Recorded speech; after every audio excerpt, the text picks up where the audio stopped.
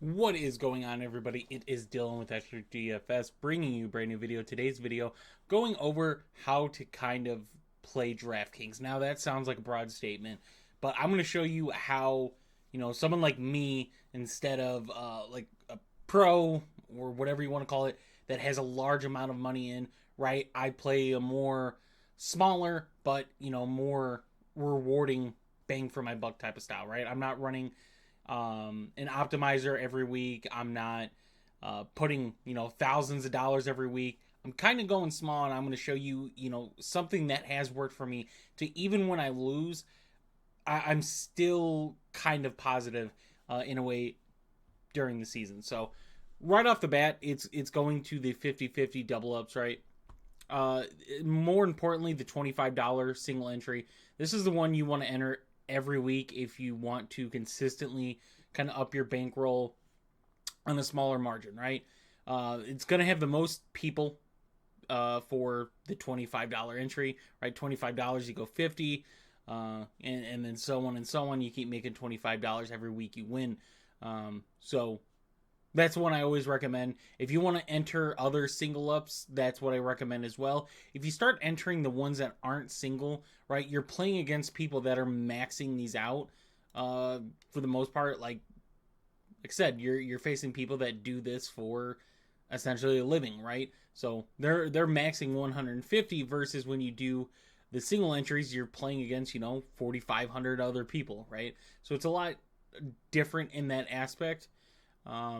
And then going off of that is tournaments, right? So this is where you're going to see your most return on, interest, basically. So when you're entering, right, week one is the smallest entry fee for the $1 million contest at $5. You're 951 entries. You can max that out as well. But this week is cheap. I think the rest go to 20 and potentially 25, but I think it maxes at 20. But these are contests you want to enter. A $5 to win 4 million. The 20 entry max, they always have one that's a cheap buy-in, somewhere around $3 to $5, and it has a pretty big prize pool. You could sort by prizes, right, and see a $3 one, a $1 one for 200,000, and that's pretty much what you focus on. Now, the other ways, if you're feeling very confident in what you're doing, right, multipliers, I recommend if you do this, though, you're playing a smaller portion. Even on a super confident line or anything that you feel really good with, injuries happen and can screw your entire line. And for these multipliers, you're playing, for the most part, one line as well. And then a good one is the head-to-head, right? And you could go to, whatever entry fee, and you could play different people. Granted, you're not going to make, if you enter a $10 contest, you're not going to make $20, you're going to make 18. Just because of the way DraftKings has their kind of fee per contest. The double ups is why I recommend entering the double ups versus the 50-50s. 50-50, you're not entirely making that money back, right? You're making just under. Versus the double ups, there's a smaller winning margin. As you can see, 4,500. If we click on the contest, 2,000 people win. So 50-50 would be 22 something on a double up, so you make all your money back, essentially the extra 25. That's how it goes. And now we talk about like how I do lineups, right? So if I'm entering a double up or 50-50, or for that chance a multiplier lineup, I want to take one line. I don't want to take multiple lines. I want to get one lineup. That is my double up 50-50. I'm going in either wins or loses. That's where I'm at with it, right? I want this line. If this line wins, I'm winning my $25 and whatever else I enter. If I enter a multiplier, there's a good chance if you're cashing in your double up, you're cashing in tournaments, right? It usually correlates because yes, you have a less chance to win in tournaments, but you have to understand people are taking a lot more risks in tournaments than they are in 50-50 and double ups. 50-50 double ups, you're playing a lot of what the field plays, and you're throwing sometimes, maybe 2 or 3 curveballs, but you're trying to make sure you're playing against the field correctly. So tournaments, you have a lower chance of winning, but the reward is higher, right? Double ups, you're maxing on whatever you put in. That's what you're maxing. The multiplier, it depends on what kind of multiplier, but 2, 3, 4, sometimes, even more than that. All depending on what you enter. And the tournaments is where you kind of see that money. Now, when you enter tournaments, GPPs, whatever you want to call it, the term, when you enter these tournaments, you want to have different lines. This is where you get different, right? I don't want to enter this $1 million contest, right, and play however much, the $750, I think it is, for the max. I don't want to play that same line in every time, right? If it wins and I'm making money, then yeah. But like I said, you have a much more risk. You're taking more risks in these. So you want to get different in these. You want to have, if you're playing, 20 lineups, if you're playing 10 lineups, if you're playing 5, you want them to be different. You want, one line is probably, if you're entering 5 lines, right? One line you kind of want bad in a way. I know that sounds bad, but you kind of want bad because you're getting different. In that aspect, you should have a really good line to counter that, right? You maybe took a shot on one quarterback versus another. You paid up for a receiver, or paid up for a tight end, paid up for a running back here. You didn't do it here, right? So you're hoping that if one line is doing bad, your other line should counter it and be profitable. So when you're entering these tournaments and GPPs, you want to get different, right? You want to get different than the... it sounds weird. You want to get different than the safer plays, right? Obviously, you want to have exposure to those safer plays that you're playing in the 50-50s, in double ups. But you want to probably be lower, because the more of the same ownership that you have of people, the less chance, you're really seeing that success come out of your lineup. So... for instance, I'll just do a quick example, just stuff that I'm seeing fresh, right? So we did the first look. I look at Josh Allen versus Arizona at 8,000. Yes, I'm paying up for a quarterback at 8K, but he's got a really good matchup against Arizona. Their defense is bad. Their offense could be good, right? And it could be a back and forth game, but Arizona's defense bad. Josh Allen's a mobile quarterback with, high rushing touchdown upside. There's a good chance if a touchdown scored, it's going through Josh Allen, right? So I like Josh Allen. A lot of people are going to like Josh Allen week 1.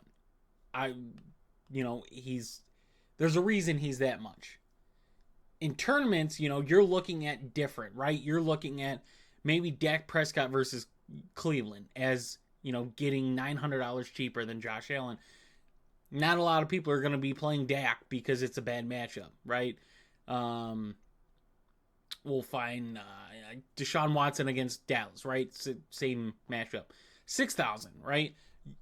In tournaments, you're kind of looking for that lower ownership, right? Because if these guys have really good weeks, you have a huge advantage, right? And there's going to be weeks to where someone like Josh Allen's the highest, owned quarterback, rostered quarterback, and he scores the most fantasy points, right? It happens. Those things happen.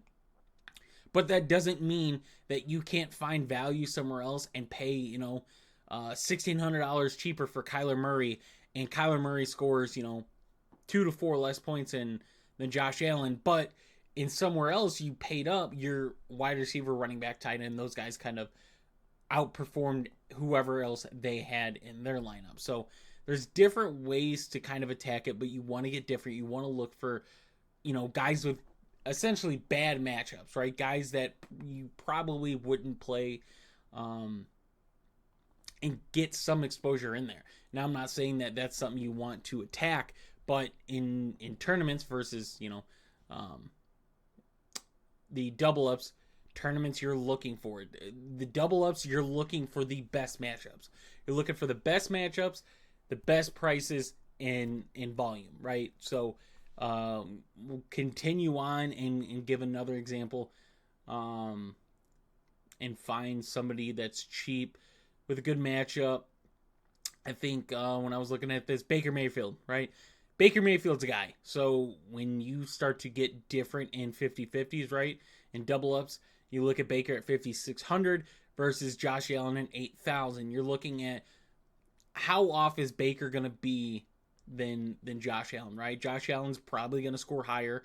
That doesn't matter. We're looking at the difference that Baker could close that difference in price and points.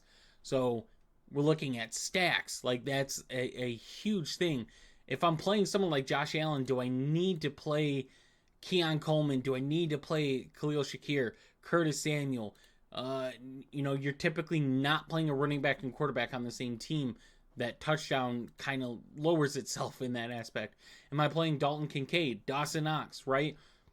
I don't think with a quarterback like Josh Allen you need to, but when you have a quarterback like Baker Mayfield, that's different, right? 5,600 Baker Mayfield, you're going and looking at Tampa Bay Bucks, and you're looking, all right, Baker's going to cost me 56, Mike Evans 73, versus, you get Josh Allen and you find somebody else, right? 8,000 puts you at 52 versus Baker. We go down and do that. So just to go back to my point of trying to help you guys kind of get a little bit better in controlling your losses is the way I want to say it, because I'd like to say I'm good at this, but this does not mean that every season is going to go good. This does not mean every week is going to go good for me, right? I can have weeks where I'm really high up, and I can have weeks where my lines just totally tank. But it's about having a good bankroll management system and finding the right contest to play. If you're just entering any contest, you're not kind of making it so you can at least make your money back, whether it's through double ups or it's through tournaments, right? There's times I've lost double ups, and then I have lines in tournaments that have redeemed me, right? It happens. There are times to where not a lot of my tournament lines are doing anything, but my double up lines are making me money, right? Like, I'm playing, let's just say $200 and 150 are in double ups. I'm making $300 if they hit, right? Versus the $50 in tournaments. If the $50 in tournaments doesn't hit, right, I'm up $100 if none of the tournament lines hit. Right now, if I'm doing it and all 150 of my double up line doesn't hit, I'm down $150. But you look at the tournament lines, let's just say you win $50. You win $50 back. You're down 150, right? But week to week, right? That's if both, one or the other completely loses. If you're talking both win, right? You have a good tournament and good double up, you're looking at even more profitable. So if you just use, for an instance, like I said, $200, you play 150 in double ups and 50 in tournaments, however that be. If your double ups hit, you're at $300. So you're at least profitable $100 without any tournaments there at all. Your double ups don't hit. Hopefully your tournament lines do to some extent. And, like I said, just call it breaking even. You play 50, you win 50. So you're down $150. So throughout that week, you were only down $50, right? If you hit, you're up $100. So essentially you're down $50 for a loss versus, the wins, and you hit some good tournament lines, you're going to have some high return there. So I hope you guys enjoyed this video. I know I kind of went off tangent a little towards the end, and I hope it made sense. But if you guys have any questions or anything like that, or if you guys are interested in joining us, the link for our Discord will be in the description. You guys can join that. But I hope this helped and helps throughout the season and going on. And I will see you guys in the next one.